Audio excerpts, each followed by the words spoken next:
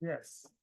So, yeah, maybe I can start. So, I'm Ting, and today's talk will be about this one-shot coding using Poisson process. So this is a joint work with Professor Venkat Anantaram at UC Berkeley. Yes, let's begin. So, so maybe we will start with reviewing the basic definition of channel coding, which I guess everyone here is already very familiar with. So we have like a message that has, let's say, n out bits. So, and then the encoder will see the message, which is a bunch of bits, and then the encoder will produce a sequence of channel inputs, x1 up to xn, and send it through a noisy channel, py given x. And then the decoder will see the sequence of channel outputs like y1 up to yn. And then the decoder will attempt to recover the original message.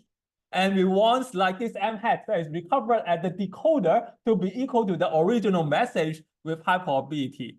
So here, like we the channel coding theorem by Shannon says what? That says that like as n goes to infinity, n is the number of times you use the channel. And then n is also like related to the size of the message because the size of the message is n R bits. So as n goes to infinity, then the maximum communication rate, the maximum R you can do is given by the channel capacity, maximum of the mutual information between x and y. And then maximize over all input distributions. So yeah, this is great. And then, but then the issue, not really an issue. I mean, it's a very great theorem. But then there's like a slight kind of like shortcoming is that like in practice, we don't really have n goes to infinity. Because let's say, I mean, in practice, like let's say we want to send a message to a friend, then the message is pretty short, right? So you don't really send like 1,000 or 10,000 like characters. So you want to like especially for like Internet of Things application, like if you have thermostat, you will just want to send the temperature reading and it's a really short message. So you don't really want this n go to go to infinity because that would take a really long time. So the finite block length analysis is aimed at like trying to find what is the rate that's achievable when n is not large, but n is finite. So in the extreme case, I mean, we talk about like why would we want n to be finite? But if we really push it to the other extreme, then we can even have n equal to 1. So this is called one-shot channel coding. Right, n equals to 1 here. I mean, like it means that like you only got one channel input, one symbol x, one symbol y, and then we just want to use the channel one time. And yeah, this is not exactly a new thing. So you can see that like it has been done by Feinstein and Shannon, and yeah, more recently by Hayashi and Polyansky who overdo. And then yeah, there are also multi-user setting like one-shot results here. So so when you see this one-shot setting, then I guess like maybe an immediate reaction will be like, isn't it a bit restrictive? Because like it seems that n equals to 1 is like a real restrictive special case of like having a general n, right? But then it is actually quite the opposite, is that like n equals to 1 is actually the most general setting because what? If like you can send one symbol x, then you can just substitute, if you want to send a sequence actually, like then you can just substitute a sequence to be x. You can just substitute x equals to a sequence of length 100 if you want to send 100 like symbols. So, or you can even do more general thing. I mean, you can even have x equals to an image. You can have x equals to a video. You can have x equals to anything you want. I mean, there's a very general kind of object that you can send here. So you can have a channel that is a very general object and then output a very general object. You can have like an image and then you output a noisy version of the image or something. So, and then, yeah, so, and then, but then, I mean, what does it mean here is that like, if you want to substitute like a sequence X into this channel input, then you want this one-shot result to recover the, let's say the channel coding theorem, to recover the asymptotic results. And then, yeah, another misconception is that like a one-shot coding result is very troublesome to prove Because like I guess one nice thing about asymptotic result is that like the math is very nice, right? You get like when things are asymptotic, then you get nice things like mutual information. But actually, like as I hope to convince you in this talk, is that like one-shot result can sometimes be just as simple or even sometimes simpler to prove than the asymptotic results. Yes. So yeah. So then before we go into like the coding scheme, then we would first define what is the coding scheme for channel coding. So yeah, the conventional view is that like a coding scheme is a pair of functions. So you got an encoder, encoding function and an encoder. So let's say f will map the message m to the channel input x. The decoding function will map the output y to the reconstructed message m hat. So there's a pair of function. So this is how you would define what a coding scheme or code is. But then you can also have an alternative view, is that like the channel, the coding scheme is actually a mechanism that can produce the pair m and x, the message and the channel inputs, when provided some partial knowledge about m and x. So yeah, for example, like the encoder knows something about m and x, right? The encoder actually knows m. The encoder initially does not know x. So this has some partial knowledge about m and x because it knows m and does not know x. And then like this, and then the encoder will use this coding scheme to gain full knowledge of m and x. So this is what the encoding function do, right? Because the encoding function will, like, if you give it m, it will give you x. So if you only know m, then you will at the end you will know both m and x. And then the decoder also has some partial knowledge of this m and x because the decoder knows y, and y is correlated with x. But then the decoder does not know m. So what the decoder do is that the decoder will plug this partial knowledge y into the decoding function, and then in order to get m. So at the end of the day, the decoder will get m, and if the decoder knows m, the decoder of course will also know x. So the decoder is also really converting some partial knowledge on m and x to a full knowledge on m and x. So then we will see like why we use this alternative view, is that it really provides a much simpler view on constructing coding schemes.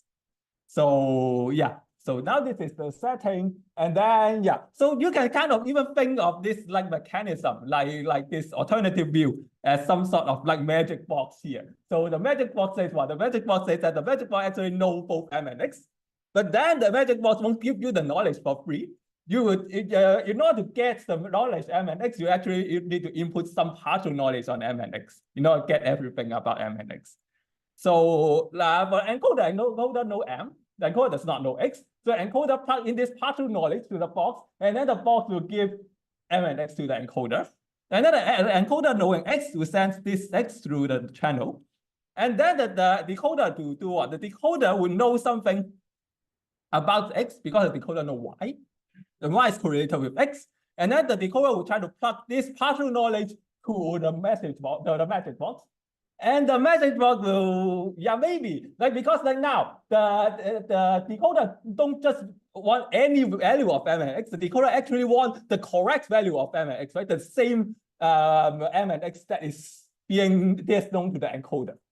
So the decoder, in order to convince the box to tell the correct m and x, the decoder actually need to show that it has enough knowledge about m and x. So the decoder naturally need y to be very correlated with x, so that it is a very good knowledge about m and x.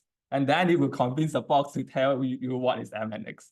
Yeah, so this is like some kind of intuition on like what is coding scheme, but then it's a little abstract. But yeah, let's summarize this kind of magic box thing. Is that like, yeah, so again, I mean, the magic box actually has one operation. It's really only have one operation. Is that like you input partial knowledge and obtain full knowledge. So an encoder would plug in the partial knowledge m and get both m and x. The decoder will plug in the partial knowledge y and then get both m and x. But then there's also only one guarantee that is given by this box, is that if the box is queried twice, the two output is likely the same. If the second partial knowledge is better, it's like more clean than the first partial knowledge. So yeah, for example, like the encoder's partial knowledge is good if the message is long.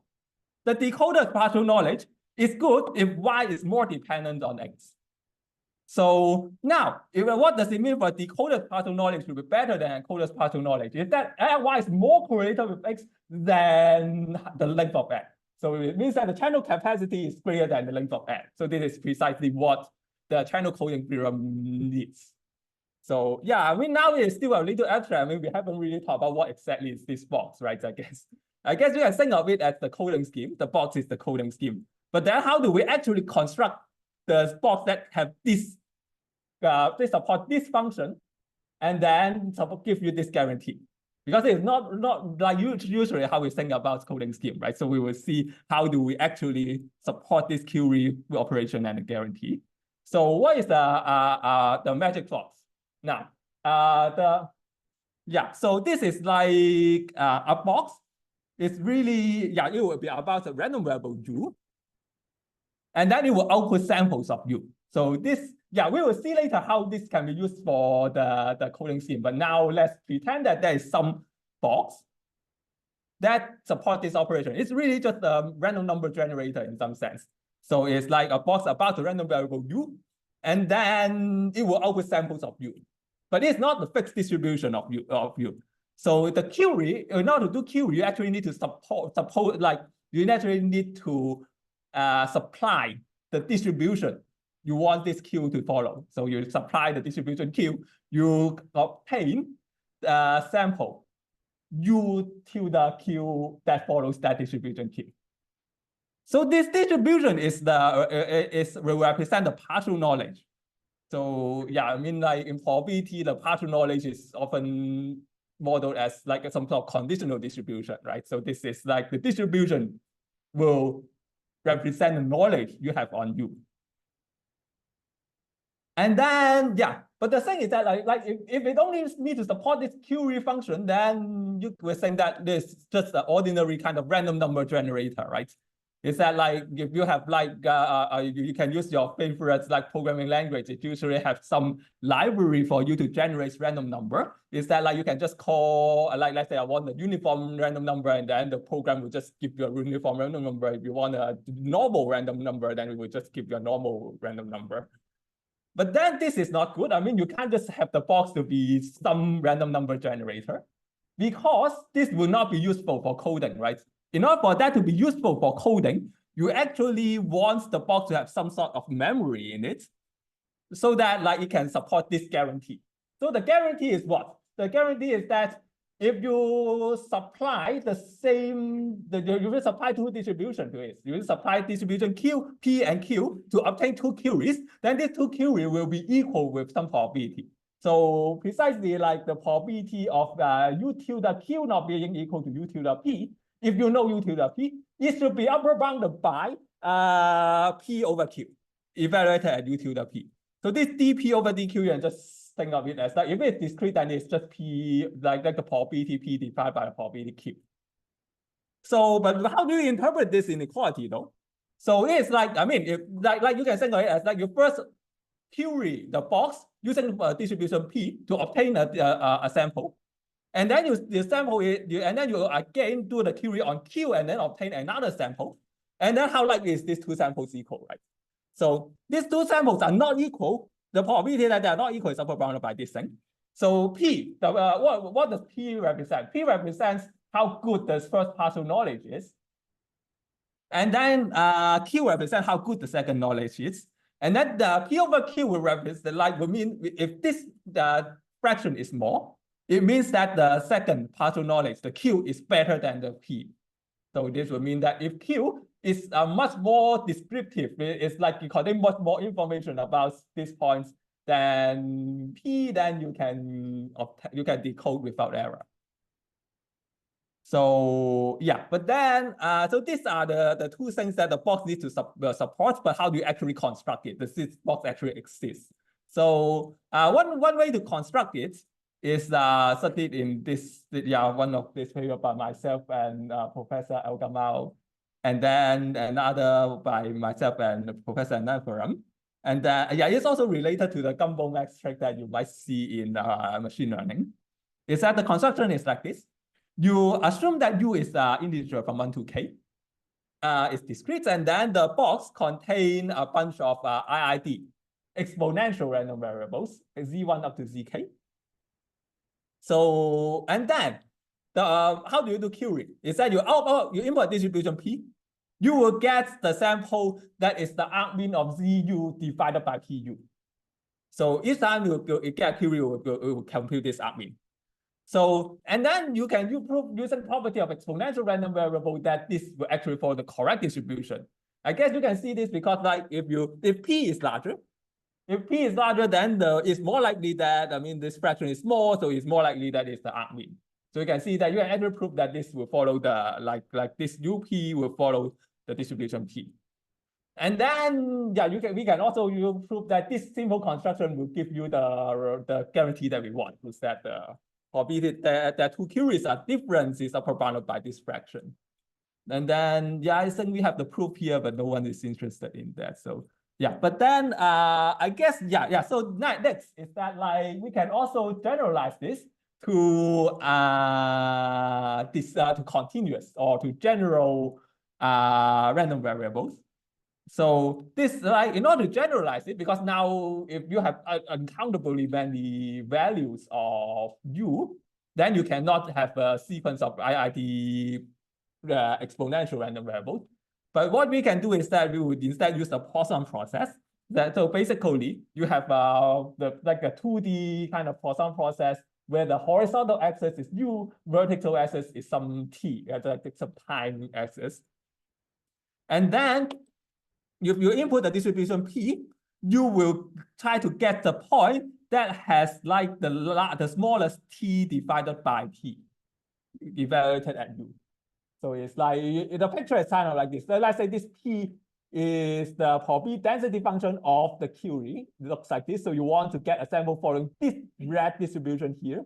So what you would do is that you will start as this axis here and then gradually scale up this red thing and then scaling up until it hits the first point. So here, this is the first point that it hits, right? Because no other points inside the red region. So it keeps scaling up until it hits the first point, and then the horizontal axis of that point will be your query, the outputs of your query. And you can still show that, oh, this point actually has a distribution P, right? So this thing, and then if you have two different query, then the probability that they give you different output, I mean, whether they give you different output or the same output will depend on the position of the point. For example, if the points are like this, then you will get the same output for two queries. If the points like this, then you get two different output for the two queries. And then you can show that, oh, this is also bounded by the guarantee that we want. So yeah, so now, I mean, we have constructed this box, but then, oh, sorry. Then we don't actually need all this math actually. So we can just forget about all this exponential random variable and Poisson process and et cetera. So we only need two things actually. Is that like, the first thing is that like the input, the box will support the function that is like you input distribution Q, you output a sample U to the Q that follow the distribution Q. And then this will be used for both the encoder and decoder. So you don't really need to sync up the encoder and the decoder as two different things. They're really just using, they're both just using query here.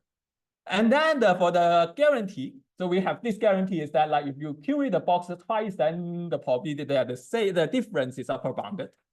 So this will give you, this will replace both packing and covering lemma that you might be familiar with in like information theory.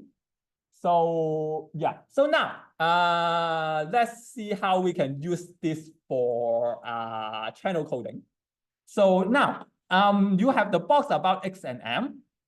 So the box will basically kind of know everything about X and M, but you need to perform the right query in order to get X and M. So the encoder just query, because now the query is in the form of a joint distribution about X and M, right? Because the box is about X and M. So the encoder and the decoder need to supply the correct kind of joint distribution of X and M in order to perform the query. So what does the encoder do? Encoder will supply the distribution Px times delta M. Px is the optimal input distribution for this channel. And then delta M is just the degenerate distribution, is with probability 1 is this particular value of M. Because the encoder, if you think about it, this really encapsulates the encoder's knowledge on X and M, right? Because the encoder does not know X. So according to the encoder, you ask the encoder what is the distribution of X. I mean, it's just the default input distribution, right? The optimal input distribution, because the encoder really doesn't know anything. So the encoder just gets it's just the default distribution, right? But then for the message, the encoder actually knows the message precisely. So if you ask what's the encoder, what's the distribution of M? So it will just say that, oh, yes, this value M equals to 10 with probability 1, right? Because the encoder actually knows that M is equal to 10. So this the delta M here, the degenerate distribution. So the encoder would use this dot distribution, plug it into a box to query it, and then get both M and X. So the pair X and M that the encoder gets, only X will be useful, because M is just exactly the same as what the encoder knows. And then encoder send this through the channel, and then the decoder get Y. So the decoder will again query the box. And then the decoder's query is what? If we ask the decoder what's the distribution of X and M, for X, the decoder actually know Y. So according to the decoder, the distribution of X is the posterior distribution Px given Y, right? This is according to the decoder's knowledge, what is the distribution of X. And then the decoder does not know anything about M, so the decoder's guess on M is PM. PM is the uniform distribution over all possible messages. This is an integer from 1 to L. And then, the decoder would get a pair X and M, but this X and M might not be the same as the original X and M. So yes, X hat and M hat. And then the decoder would output the M hat of the query. Right.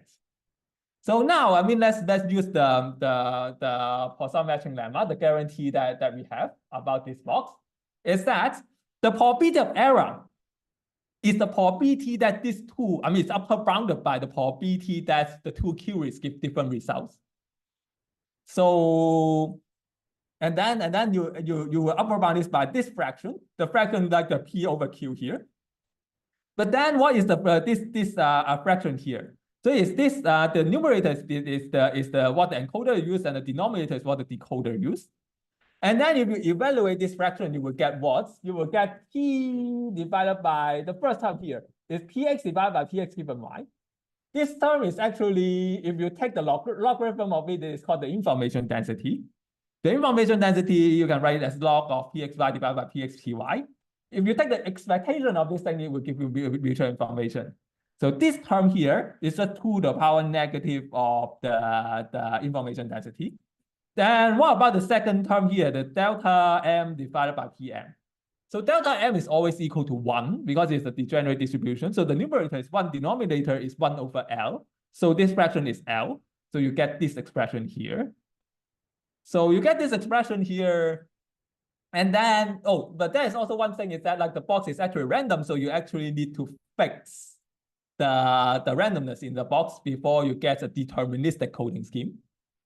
So, but that is easy with because like, if the average probability of error is more, then there must exist a particular realization of a box that will give you a small probability of error. So this is good. So we get this probability of this error bound here. So this will recover a slightly weaker dependence testing bound that's by Polyansky, Poole, and Verdu, and you can also see Hayashi. Yeah, so this bound itself is not exactly new. But then this will give you, this bound would imply let's say the asymptotic like channel coding theorem. The way you use it is that like you would plug in L to be 2 to the power n out. In the asymptotic case, it's 2 to the power n out, and X to be a sequence, Y to be a sequence. And then you can see that if X and Y are IID sequence, then this information density will just be the sum of the individual information density. But law of large numbers will tend to the n times mutual information, because the ignorance of this has the expectation that it's mutual information. So so this is how we can have a somewhat short proof of channel coding theorem. But then I guess this is like not the end goal of this, because like for up to now we are still just recovering existing results. But then we can see how we can get new results out of this. Is that like so for a channel with state information known as the encoder. So this is like generalization of a channel coding where you get a channel state S will affect the channel. And the state is also known as the encoder, but not to the decoder. So this is studied in by Kelvin Pinsker, Higa, Elgamal, and Costa. So yeah, Costa actually called this kind of setting, I mean, in the Gaussian case, it's called writing on dirty paper, because you can kind of think of it as like you got a paper and then you already have some writing on it. And the encoder can see what is the writing original in the paper, and then the encoder writes some more thing on the paper. And the decoder cannot really distinguish what is new and what is old in the paper, but the decoder can still decode what the encoder is trying to say. So this is like this setting here. So yeah, now in this setting, you got so this the asymptotic result is already known by by Kelvin and Pinsker, that tells you that like, oh, there's the mutual information between U and Y minus mutual information between U and S, where U is some kind of auxiliary random variable that can be dependent on S. So we will see that how we can get a one-shot result of this is that like, oh, so now, I mean, the only change we need to do is that now the encoder, because U is correlated with S, so the box is about U and M instead of X and M now, because like we will pretend that the channel input is some U that is created at the encoder. But then now U is correlated with S, so the encoder theory will, instead of just having PU, it will use PU given S. And then yeah, decode the same thing. And then you will, by the exact same logic, you will get this error bound here. And then this result is actually, I think it's the best known one-shot result of this setting. And it will imply the best known second order result by Scarlett. And yeah, but Scarlett actually, the proof of Scarlett is like pretty long. It uses constant composition code and other techniques. But this is the super short proof. You can see it's just half a page here. And then yeah, and then for one-shot result, it's actually better than all previous results. Yeah, and Scarlett's result is asymptotic. So yeah, and then next we will also look at like how we can use this for source coding, like for compression setting. So we will look at lossless source coding, where you just want to encode the X, a random X, into a message M from the integer from 1 to L, and the decoder try to recover X. So this lossless compression setting. So now I mean, you again has a box about X and M, and then you let PM to be just uniform distribution. Now if you ask the encoder what is the distribution of X and M, the encoder actually know X, because the X is the thing that the encoder is trying to compress. The encoder originally does not know M, so the encoder distribution will be delta X, the degenerate distribution at X times the uniform distribution PM. The decoder's knowledge is what? The decoder's knowledge is that the decoder does not actually know X. So according to the decoder, the PX is just following the default distribution PX. And then the decoder actually know M. So the decoder's knowledge on M is captured by this delta M. So you just plug in this thing, and then you again use the guarantee, the Poisson matching lemma, and then you get this fraction here. If you evaluate this fraction, then delta X divided by PX is just 1 over PX. So this will give you this 2 to the power self-information. Self-information is just log 1 over Px. And then Pm divided by delta M is 1 over L. So you get this thing here. And then you can get the asymptotic lossless source coding theorem by just plugging in X to be a sequence, L to be 2 to the power N out. And yeah, so this is, and then you can also do lossy source coding. You can even do lossy source coding with some side information at the decoder. So this is the Wiener-Zipf setting.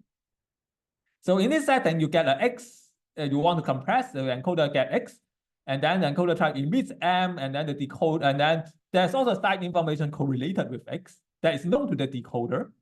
So the decoder would use the side information Y and the M to recover the Z heads, and then you want the distortion, like this, some kind of distance between X and Z head to be small. So you want the probability that it is large to be small.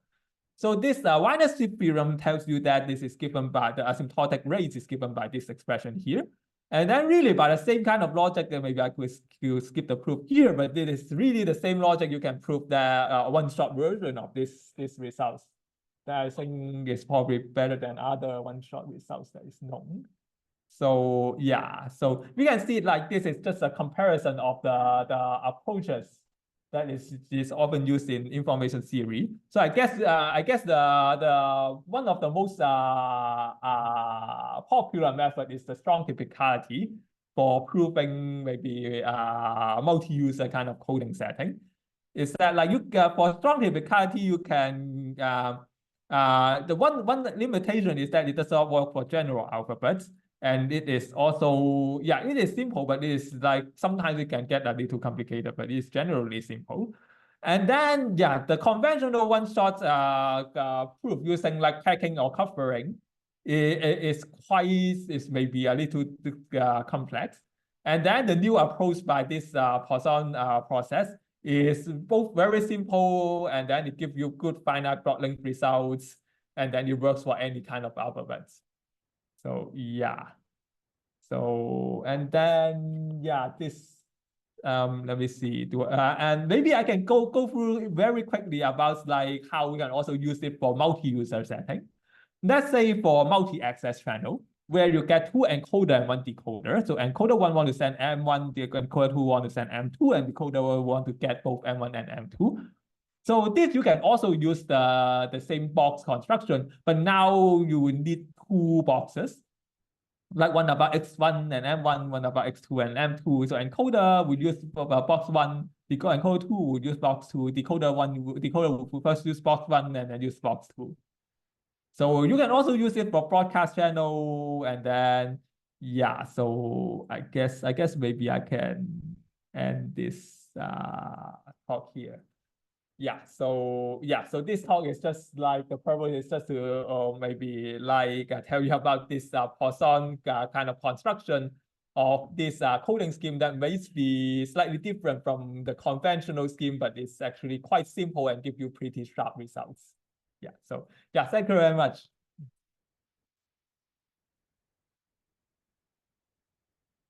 Yeah. Okay, so we may have like a few questions. So, do you have any questions from our audience?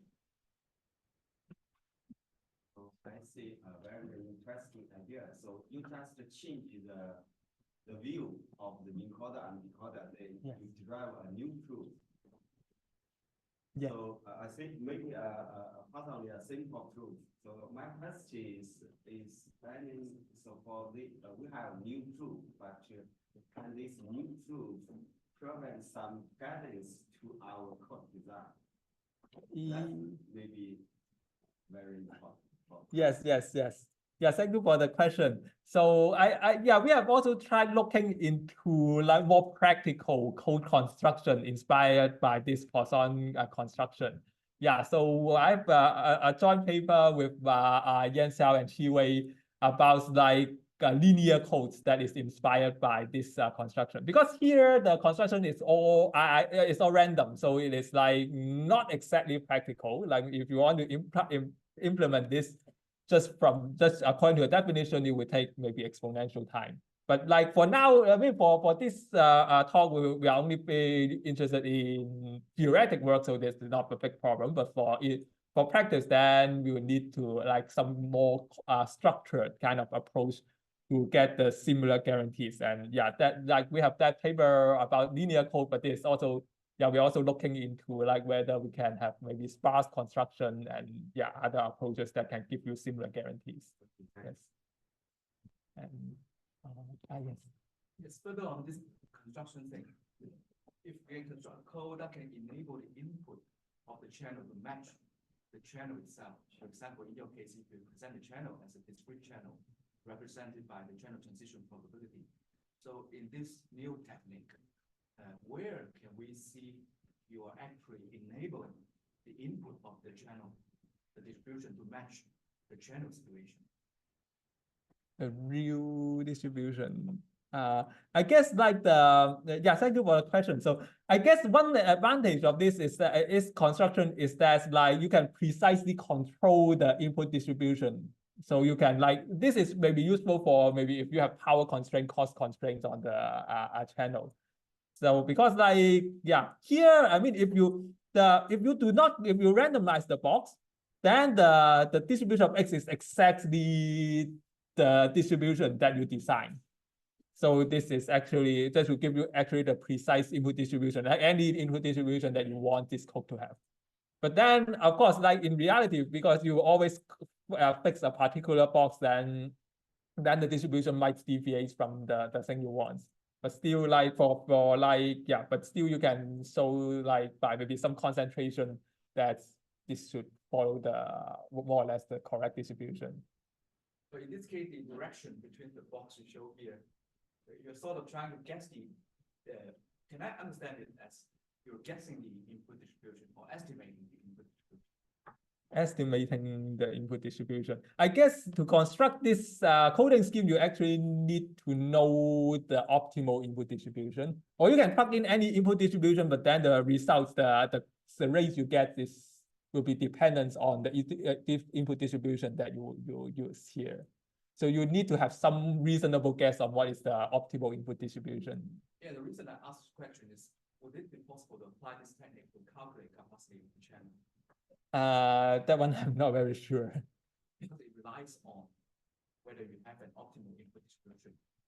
So therefore the capacity can be achieved. Yeah, that one I'm unsure. Yeah, but here I assume that you somehow already know the input distribution to use. But yeah, but that is a nice like future direction. How about the complexity? Oh, the complexity of this, because like this code construction is in some sense it is a purely theoretical construction. So the code construction or the input encoding and decoding complexity will be exponential. It will be because like now you need to find this argmin, and then this argmin is like the size of this U is the size of the message. That how many messages that is to the power n out. So this, if you just implement this directly, it will be exponential. But then there might be some cleverer way. I mean, so that's what we are looking into, like whether we can have yeah, linear code and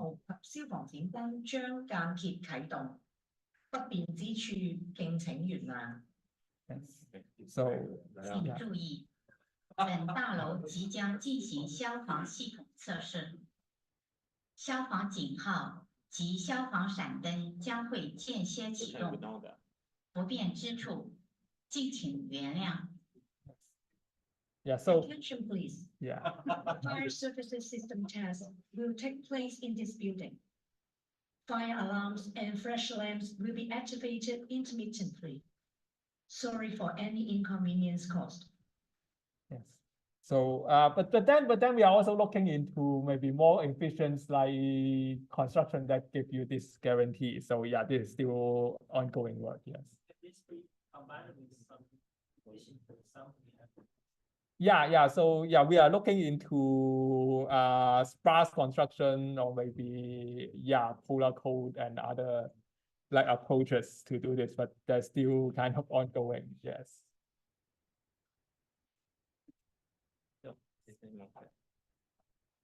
Hello, and thank you for your excellent lecture. And I'm new to this topic. I want to ask.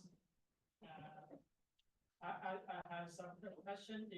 My question is that why you design the box, and can you explain it more clear? Why?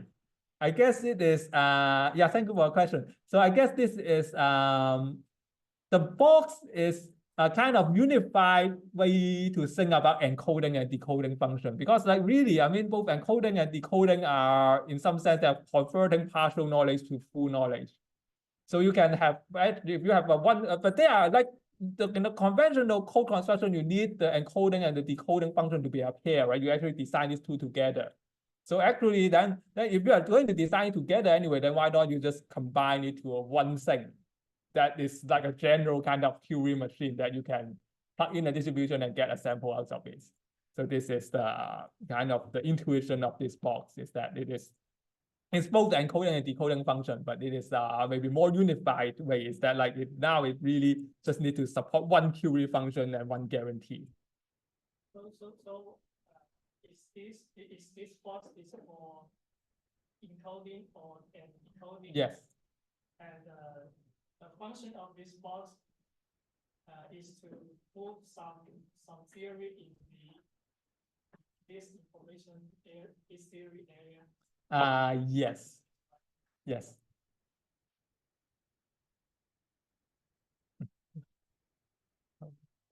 Any more questions? Maybe we can have one last question. Oh, no?